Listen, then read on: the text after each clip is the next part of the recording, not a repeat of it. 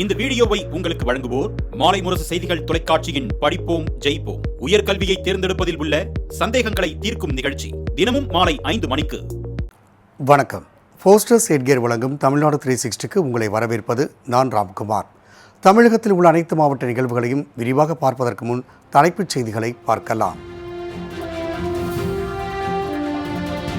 தருமபுரி மாவட்டம் காரிமங்கலம் அருகே அதிகரிக்கும் சாலை விபத்துகள்.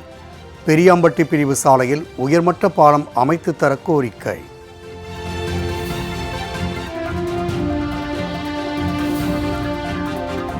தென்காசி மாவட்டம் தோரணமலை முருகன் கோவிலுக்கு விரைவில் கிரிவல பாதை. தொடர் கோரிக்கையை அடுத்து சட்டப்பேரவையில் அமைச்சர் சேகர்பாபு அறிவிப்பு.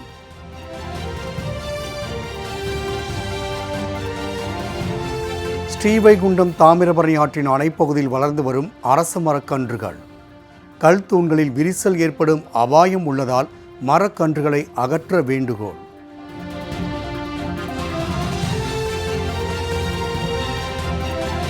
சேலம் மாவட்டம் ஓமலூர் அருகே தனியார் பேருந்தை சிறைபிடித்து பொதுமக்கள் ஆர்ப்பாட்டம். கிராமப்புறங்களில் நிற்காமல் செல்வதால் பொதுமக்கள் ஆத்திரம்.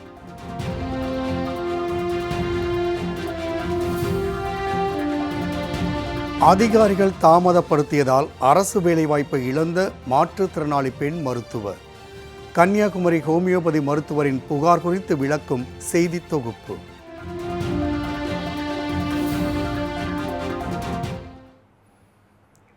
காரிமங்கலம் அருகே அதிவேகமாக இயக்கப்படும் தனியார் பேருந்துகளால் அடிக்கடி விபத்துகள் ஏற்படுவதால் உயர்மட்ட பாலம் அமைத்து தர வேண்டுமென பொதுமக்கள் கோரிக்கை விடுத்துள்ளனர். தருமபுரி மாவட்டம் காரிமங்கலம் அடுத்த பெரியாம்பட்டியை சுற்றிலும் சுமார் 100க்கும் மேற்பட்ட கிராமங்கள் அமைந்துள்ளன. இங்கு நாள்தோறும் பள்ளி செல்லும் மாணவ மாணவியர், பணிக்கு செல்வோர் மற்றும் பொதுமக்கள் என 5000க்கும் மேற்பட்டோர் பெரியாம்பட்டி பிரிவு சாலைக்கு வந்து செல்ல வேண்டிய சூழல் உள்ளது. பிரிவு சாலை வளைவு பகுதியில் தனியார் பேருந்துகள் அதிவேகமாக திரும்புவதால் அடிக்கடி விபத்துகள் ஏற்படுவதாக அப்பகுதி மக்கள் புகார் தெரிவிக்கின்றனர். இந்நிலையில் கடந்த 2 நாட்களுக்கு முன்பு கிருஷ்ணகிரியிலிருந்து தருமபுரி நோக்கி சென்ற தனியார் பேருந்து மீது டேங்கர் லாரி மோதிய விபத்தில் 30 பேர் படுகாயமடைந்தனர். இவ்விபத்தை கண்ட பொதுமக்கள் விபத்துகளையும் உயிரிழப்புகளையும் தவிர்க்கும் விதமாக தகுந்த பேரிகார்டுகளும் பெரியாம்பட்டி பிரிவு சாலையில் உயர்மட்ட பாலம் அமைத்து தர வேண்டும் என்றும் கோரிக்கை விடுத்துள்ளனர். இந்த அசம்பாவிதத்தை தடுக்கணும்னா இங்கே கண்டிப்பாக இந்த மேம்பாலம் வந்து தருமபுரி டு காரிமங்கலம் போகிற வழியாக பெரியாம்பட்டி ஊரில் மேம்பாலம் கண்டிப்பாக வேணும். இந்த பலமுறை அரசாங்கம் இதுக்கான எந்த நடவடிக்கை எடுக்கல. அதே மாதிரி எல்லா டிக்கெட்டையும் கோரிக்கை வைத்தோம். பலமுறை ஆக்சிடென்ட் ஆகுது. இந்த ஆக்சிடென்ட் தடுக்கணும்னா நீங்கள் ஒரு மேம்பாலம் அமைத்தால் மட்டும்தான் வண்டிகள் போக்குவரத்துக்கு மக்களுக்கும் எந்த சிரமமும் இல்லாமல் இருக்கும். சாத்தான்குளம் அருகே பேருந்து நிறுத்தத்திற்கு ஊர் பெயர் வைப்பது தொடர்பாக 35 ஆண்டுகளாக இருந்து வந்த பிரச்சினைக்கு தீர்வு காணப்பட்டதால் பொதுமக்கள் மகிழ்ச்சி அடைந்தனர். தூத்துக்குடி மாவட்டம் சாத்தான்குளம் அருகே போளையர்புரம், கொழுந்தட்டு ஆகிய 2 கிராமங்கள் உள்ளன. இதில் போளையர்புரம் பகுதியில் காமராஜர் ஆட்சி காலத்தில் பேருந்து நிறுத்தம் கட்டப்பட்டது. இந்த பேருந்து நிறுத்தம் கடந்த 1990ஆம் ஆண்டு புதுப்பிக்கப்பட்டது. புதுப்பிக்கப்பட்ட பேருந்து நிறுத்தத்திற்கு தங்கள் ஊர் பெயரை வைக்க வேண்டும் என்று 2 கிராம மக்கள் வலியுறுத்தி வந்ததால் தொடர்ந்து 2 கிராம மக்களிடையே பிரச்சனை இருந்து வந்தது. இது தொடர்பாக நீதிமன்றத்திலும் வழக்கு தொடரப்பட்ட நிலையில் போளையர்புரம் மக்களுக்கு ஆதரவாக தீர்ப்பு வந்தது. இதற்கு எதிராக மறுதரப்பினர் மேல்முறையீடு செய்த நிலையில் பிரச்சினைக்கு தீர்வு காணும் பொறுப்பை நீதிமன்றம் மாவட்ட ஆட்சியரிடம் ஒப்படைத்தது. இதனைத் தொடர்ந்து தூத்துக்குடி மாவட்ட ஆட்சியர் இளம் பகவத் இருதரப்பு மக்களிடம் பேச்சுவார்த்தை நடத்தினார். பின்னர் அங்குள்ள 2 பேருந்து நிறுத்தத்திற்கு 2 கிராமங்களின் பெயர்கள் வைப்பதென முடிவு செய்யப்பட்டது. இதற்கு இருதரப்பினரும் சம்மதம் தெரிவித்ததால் 35 ஆண்டுகால பிரச்சினைக்கு தீர்வு கிடைத்துள்ளது. இதனால் அப்பகுதி மக்கள் மகிழ்ச்சி அடைந்துள்ளனர்.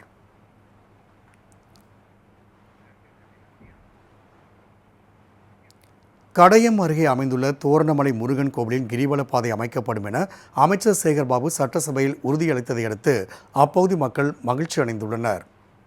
தென்காசி மாவட்டம் கடையம் அருகே அமைந்துள்ளது தோரணமலை முருகன் கோவில். இக்கோவிலை சுற்றிலும் பக்தர்கள் வலம் வந்து நேர்த்திக்கடன் செலுத்துவது வழக்கம். இந்நிலையில் கோவிலை சுற்றிலும் கிரிவல பாதை அமைக்க வேண்டும் என அப்பகுதி மக்கள் மற்றும் கோவிலுக்கு வரும் பக்தர்கள் கோரிக்கை விடுத்து வந்தனர். இந்நிலையில் தமிழ்நாடு சட்டப்பேரவையில் வினாவிடை நேரத்தில் ஆலங்குளம் தொகுதி சட்டமன்ற உறுப்பினர் பால் மனோஜ் பாண்டியன் தோரணமலை முருகன் கோவிலை சுற்றி கிரிவல பாதை அமைக்குமாறு கேட்டுக்கொண்டார். இதற்கு பதிலளித்த அறநிலையத்துறை அமைச்சர் சேகர்பாபு, சித்தர்கள் வழிபாடு நடத்திய தோரணமலையை சுற்றிலும் 900 அடி நீளத்திற்கு கிரிவலப்பாதை அமைக்கப்படும் என்றும் அதற்கான திட்ட மதிப்பீடுகள் தயார் செய்யப்பட்டுள்ளதாகவும் தெரிவித்தார். மேலும் இன்னும் 3 மாதத்தில் இப்பணிகள் தொடங்கும் என்றும் அமைச்சர் உறுதியளித்தார். இதனால் தோரணமலை முருகன் கோவில் பக்தர்கள் மகிழ்ச்சி அடைந்துள்ளனர்.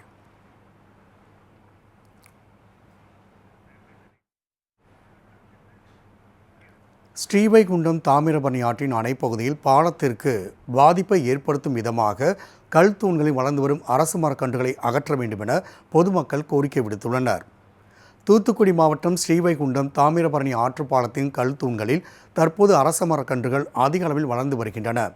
முறையான பராமரிப்பின்றி அரச மரக்கன்றுகளை அகற்ற எந்த நடவடிக்கையும் எடுக்கப்படாததால் பாலத்தின் கல் தூண்களில் விரிசல் ஏற்பட்டு பாதிப்பு ஏற்படும் நிலை உருவாகி வருகிறது. இதேபோன்று பழைய பாலத்தின் அருகில் அமைக்கப்பட்டுள்ள புதிய பாலத்தின் இணைப்பு சாலையின் தடுப்பு சுவர்களிலும் அரச மரக்கன்றுகள் அதிக அளவில் வளர்ந்து வருகின்றன. அரச மரக்கன்றுகளை அகற்றாவிட்டால் மழை வெள்ள காலங்களில் மிகப்பெரிய பாதிப்பை ஏற்படுத்தும் சூழல் உருவாகியுள்ளதால் அரச மரக்கன்றுகளை உடனடியாக அகற்ற வேண்டும் என பொதுமக்கள் கோரிக்கை விடுத்துள்ளனர்.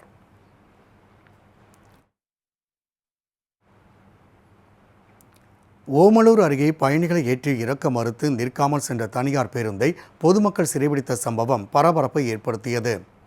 சேலத்தில் இருந்து ஓமலூர் வழியாக தர்மபுரி, கிருஷ்ணகிரி, பெங்களூர் வரை அரசு மற்றும் தனியார் பேருந்துகள் இயக்கப்பட்டு வருகின்றன. இந்நிலையில் ஓமலூரை அடுத்த குதிரைக்குத்தி பள்ளம், பண்ணப்பட்டி, பூசாரிப்பட்டி, தீவட்டிப்பட்டி, தளவாய்ப்பட்டி உள்ளிட்ட பகுதியில் உள்ள பேருந்து நிறுத்தங்களில் பேருந்துகள் நிறுத்தப்படவில்லை என அப்பகுதி மக்கள் புகார் தெரிவிக்கின்றனர். இதனால் கிராமப்புற மக்கள் நகருக்கு செல்ல முடியாத நிலை ஏற்படுகிறது.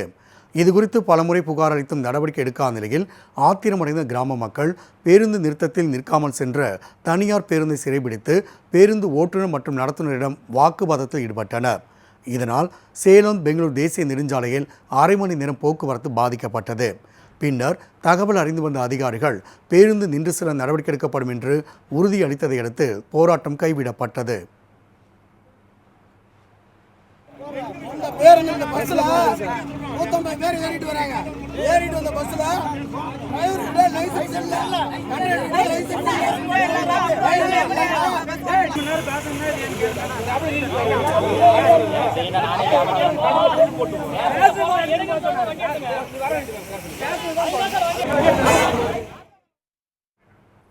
மேட்டுப்பாளையம் அருகே உணவு தேடி குடியிருப்புக்குள் நுழைந்த பாகுபலி யானை மாமரத்தை உலுக்கியதால் அப்பகுதி மக்கள் அச்சமடைந்தனர்.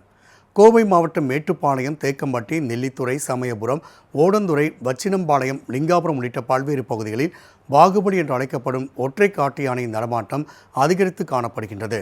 இந்த யானை பகல் வேளையில் வனப்பகுதிக்குள்ளும் இரவு நேரங்களில் வனப்பகுதி ஒட்டியுள்ள ஊருக்குள் புகுந்து விளைநிலங்களில் பயிர்களை சேதப்படுத்தி வருகிறது.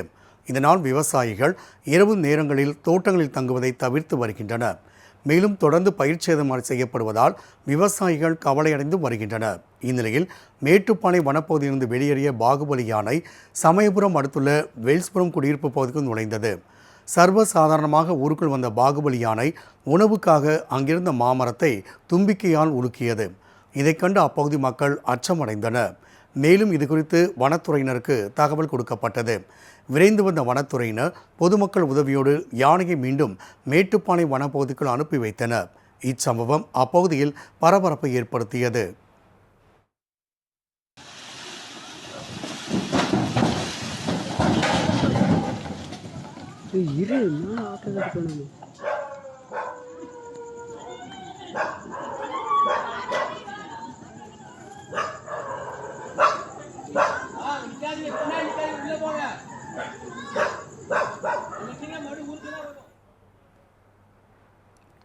கூடலூர் அருகே விளைநிலங்களில் புகுந்து பயிர்களை சேதப்படுத்தி வரும் காட்டு யானைகளை விரட்டும் பணியில் வனத்துறையினர் தீவிரமாக ஈடுபட்டு வருகின்றனர்.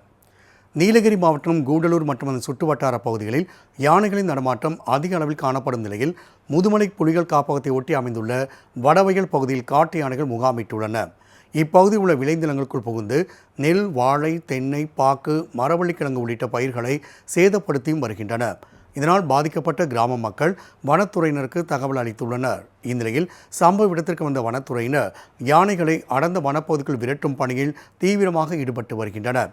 அத்துடன் காட்டு யானைகள் ஊருக்கு நுழைவதை தடுக்கும் விதமாக யானை விரட்டும் குழுவினர் மற்றும் வேட்டை தடுப்பு காவலர்கள் கிராம பகுதியில் கண்காணிப்பு பணியில் தீவிரமாக ஈடுபட்டு வருகின்றனர்.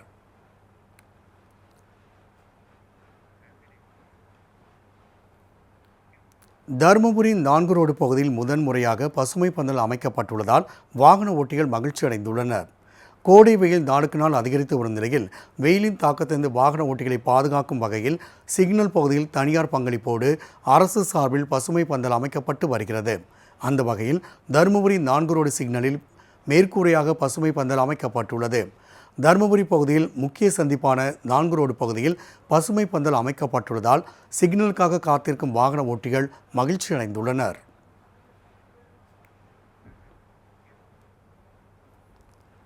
திருமங்கலம் அருகே 100 ஆண்டு கண்ட அரசு துவக்க பள்ளிக்கு கிராம மக்கள் மற்றும் மாணவ மாணவியர் சீர்வரிசை பொருட்கள் வழங்கி கௌரவித்தனர்.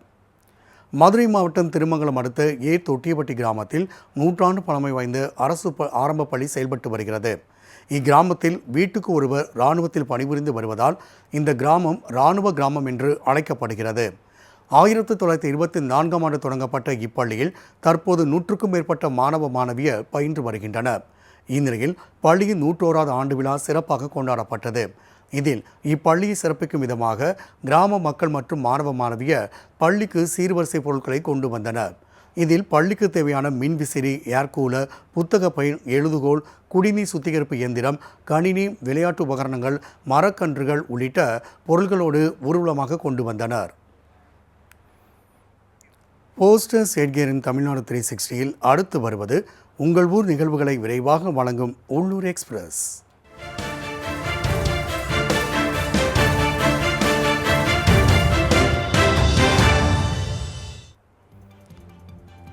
சிவகங்கை மாவட்டம் திருப்பத்தூர் பூமாயி அம்மன் கோவில் வசந்த பெருவிழாவை ஒட்டி 300க்கும் மேற்பட்ட பக்தர்கள் பால்குடம் ஏந்தி ஊர்வலமாக சென்றனர். திருப்பத்தூரில் உள்ள பூமாயி அம்மன் கோவிலில் 10 நாள்கள் நடைபெறும் வசந்த திருவிழாவில் 5ஆம் நாள் விழாவான பால்குட ஊர்வலம் நடைபெற்றது. இதில் முக்கிய வீதிகள் வழியாக பக்தர்கள் பால்குடம் ஏந்தி ஊர்வலமாக வந்தனர். மேலும் பக்தர்கள் ஏந்தி வந்த பாலில் அம்மனுக்கு பாலாபிஷேகம் நடைபெற்ற நிலையில் அதனைத் தொடர்ந்து 8 வகையான திரவியங்களால் அம்மனுக்கு அபிஷேகம் நடைபெற்றது. இதில் திரளான பக்தர்கள் பங்கேற்று வழிபட்டனர்.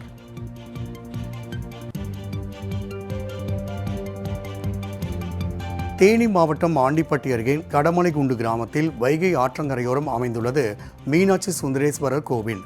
100 ஆண்டுகள் பழமையான இக்கோவிலில் திருவோண நட்சத்திர தினத்தை முன்னிட்டு மகாசிவ ருத்ர பாராயணம் மற்றும் மகா ருத்ர யாகம் நடைபெற்றது. அக்னி வேள்வியில் சிவாச்சாரியர்கள் மந்திரங்கள் முழங்க நூற்றுக்கணக்கான பக்தர்கள் கலந்து கொண்டு சாமி தரிசனம் செய்தனர். தொடர்ந்து மீனாட்சி சுந்தரேஸ்வரருக்கும் நடராஜமூர்த்திக்கும் சிறப்பு பூஜைகள் நடத்தப்பட்டன.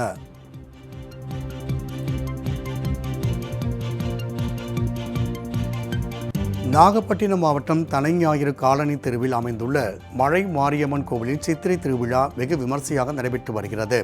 திருவிழாவை ஒட்டி இரவில் ஆடல் பாடல் நிகழ்ச்சி ஏற்பாடு செய்யப்பட்டிருந்தது. அப்போது விஜயகாந்த் படத்தில் இடம்பெற்ற ஏழைகள் வாழ நீ செய்த யாகம் என்ற பாடல் ஒலிக்க கூடியிருந்த மக்கள் அனைவரும் எழுந்து நின்று தங்களது செல்போன் டார்ச் லைட்டை ஒளிரவிட்டு உயர்த்தி பிடித்தபடி விஜயகாந்திற்கு அஞ்சலி செலுத்தினர். கோவில் திருவிழாவில் நிகழ்ந்த இச்சம்பவம் நெகிழ்ச்சியை ஏற்படுத்தியது. ராணிப்பேட்டை மாவட்டம் நெமிலி அருகே தண்ணீர் தேடி ஊருக்குள் வந்த புள்ளிமான் கழிவுநீர் தொட்டி விழுந்த சம்பவம் பரிதாபத்தை ஏற்படுத்தியது. சயனபுரம் ஆஞ்சநேயர் கோவில் தெருவை சேர்ந்தவர் முனிகிருஷ்ணன். இவர் வீட்டிற்காக உபயோகப்படுத்தப்பட்ட கழிவுநீர் தொட்டி ஒன்றை கட்டியுள்ளார். இந்நிலையில் தண்ணீர் தேடி ஊருக்குள் வந்த புள்ளிமான் கழிவுநீர் தொட்டியில் விழுந்துள்ளது. இதனை கண்ட அப்பகுதி மக்கள் தீயணைப்புத்துறைக்கு தகவல் தெரிவித்தனர். விரைந்து வந்த தீயணைப்புத்துறையினர் 1 மணி நேரம் போராட்டத்திற்கு பின் புள்ளிமானை பத்திரமாக மீட்டனர். வெளியே வந்தவுடன் புள்ளிமான் துள்ளி குதித்து ஓடிச் சென்றது.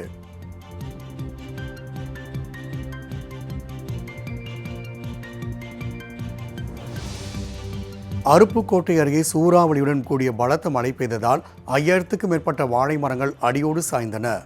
விருதுநகர் மாவட்டம் அருப்புக்கோட்டை அருகே சிதம்பராபுரம் கிராமத்தில் சுமார் 1000 ஏக்கர் நிலப்பரப்பில் வாழை விவசாயம் நடைபெற்று வருகிறது.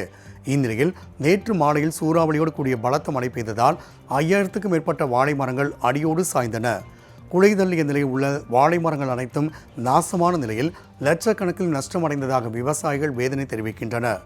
இதுகுறித்து அறிந்த தமிழக அரசு உரிய இழப்பீடு வழங்க வேண்டும் என்றும் விவசாயிகள் தரப்பில் கோரிக்கை விடுக்கப்பட்டுள்ளது.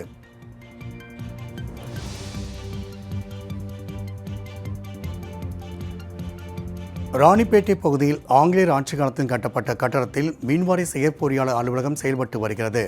மிகவும் பழமை வாய்ந்த இந்த கட்டடம் தற்போது சிதிலம் அடைந்து காணப்படுவதால் புதிதாக கட்டடம் கட்டித் தருமாறு கோரிக்கை எழுந்துள்ளது. எந்நேரத்திலும் இடிந்து விழும் நிலையில் இருப்பதால் மின்வாரியத்தை சேர்ந்த அரசு அதிகாரிகள் உயிர் பயத்தோடு பணியாற்றும் சூழல் நிலவுகிறது. ஆகவே புதிய மின்வாரிய செயற்பொறியாளர் அலுவலகம் கட்டுவதற்கான நடவடிக்கையை தமிழ்நாடு அரசு விரைந்தெடுக்க வேண்டும் என பொதுமக்கள் கோரிக்கை விடுக்கின்றனர்.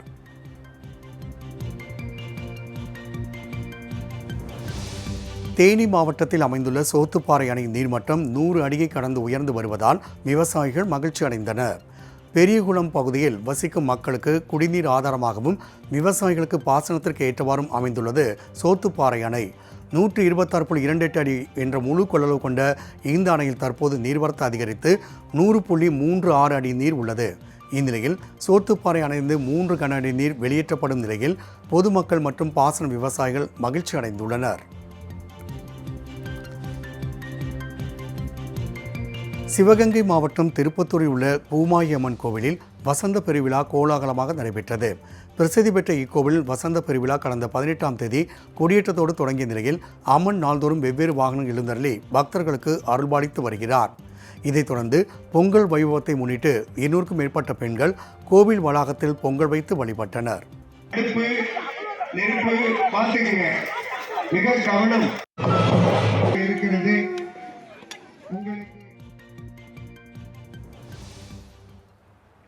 போஸ்டர்ஸ் எட்கியர் வழங்கும் தமிழ்நாடு 360யில் மாவட்டங்கள் நடந்த விளையாட்டுச் செய்திகளை வழங்க வருகிறது விளையாட்டுக் களம்.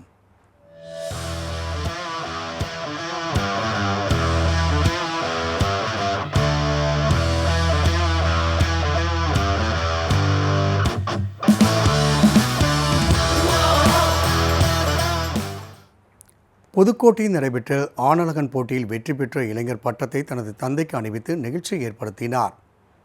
புதுக்கோட்டை மாவட்டம் அமைச்சூர் ஆணழகன் சங்கம் சார்பில் 2025ஆம் ஆண்டிற்கான சிறந்த ஆணழகன் போட்டி நடத்தப்பட்டது. இப்போட்டியில் புதுக்கோட்டையின் பல்வேறு பகுதியைச் சேர்ந்த 100க்கும் மேற்பட்ட இளைஞர்கள் கலந்து கொண்டனர். இதில் கலந்து கொண்ட வீரர்கள் தங்களுடைய கட்டுமஸ்தான உடலை வெளிப்படுத்தி பார்வையாளர்களை ஆச்சரியத்தில் ஆழ்த்தினர்.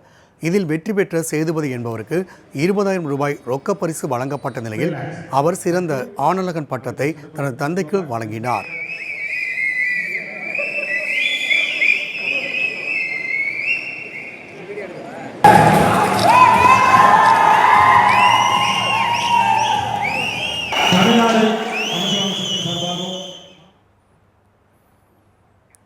உயர்கல்வியில் சேர உள்ள மாணவர்களின் சந்தேகங்களை தீர்க்கும் வகையில் ஒரு புதிய முன்னெடுப்பாக நமது மாலை முரசு தொலைக்காட்சியில் தினந்தோறும் மாலை 5 மணிக்கு படிப்போம் ஜெயிப்போம் என்ற நிகழ்ச்சி ஒளிபரப்பாகிறது.